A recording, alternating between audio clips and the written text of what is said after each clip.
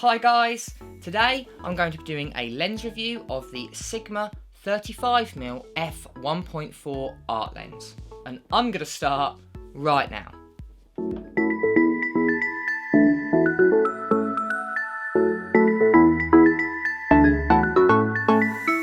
Hi guys, and welcome back to the channel. My name is James, and if it is the very first time to this channel and you want to learn all about Photoshop, Lightroom and everything photography related, start now by subscribing and hitting the bell so you don't miss anything.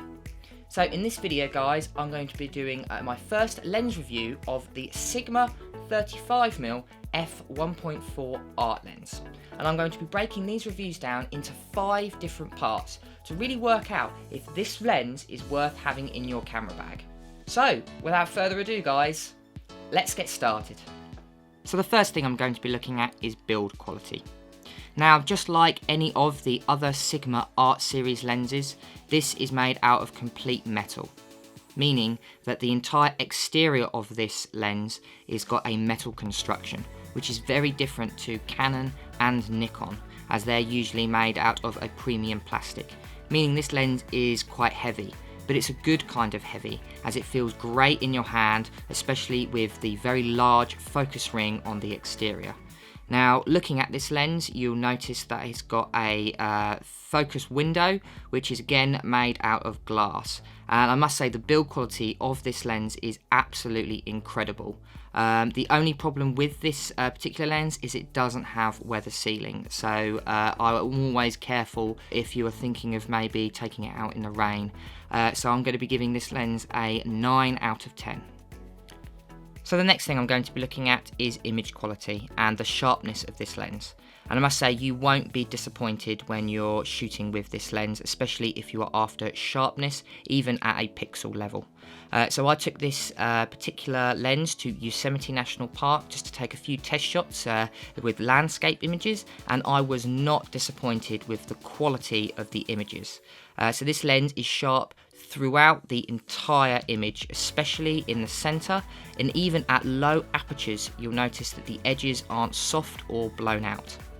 Also with this lens you'll notice that there is very low distortion, especially barrel distortion, which is common if you've ever used any 35mm focal length lenses before. Sometimes you'll get some barrel distortion, but with this particular lens there doesn't seem to be any of in that case. So I'm going to be giving this lens a 9 out of 10.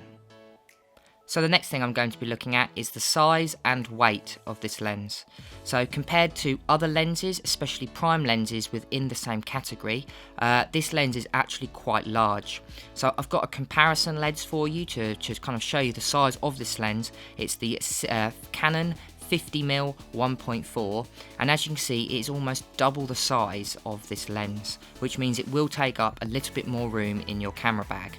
But where this lens really lets itself down is in its weight. Due to the metal construction, it is almost double the weight of this 50mm. And compared to the Canon 1.4 50mm, which is 580 grams, this is 665 grams. So this will take up a lot more size and weight in your camera bag. So I'm only going to be giving this a 5 out of 10. Number 4 on my list, we'll be looking at the focus motor and how quick and how silent it is when using it for video and pictures. So if you'll be using this lens for photography, you'll be happy to find out that the new Sigma focus motor that will be in this Sigma lens is nice and quick. And it's also sharp, especially if you'll be using it either for Canon and Nikon, as sometimes you might find third-party lenses have a problem with back focusing. But this lens does not have this problem that I have found. Now, we're using this photo for video, especially if you're using an internal microphone, you might notice some ticking noises, as you can see here.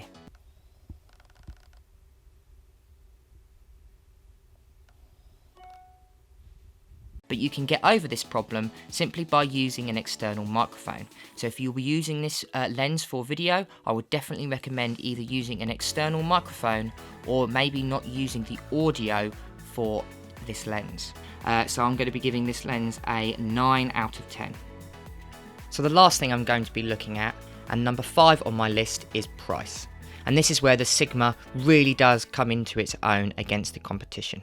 So if we compare the price versus the Canon, which is £1,628, this Sigma lens comes in at £1,000 cheaper at only £629, a saving of £999.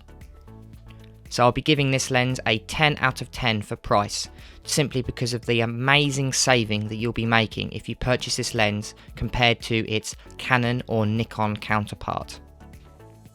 Brilliant, and there we go guys, so that is my very first review of this Sigma 35mm 1.4 art lens, and with an overall score of 42 out of 50, this is highly recommended and definitely worth a spot in your camera bag. Now if you'd like to see more reviews like this, or you'd like me to review a certain type of lens, then go ahead and like this video and write it down in the comments. Again guys, if you want to like, comment and subscribe to my channel, it really does help my channel grow.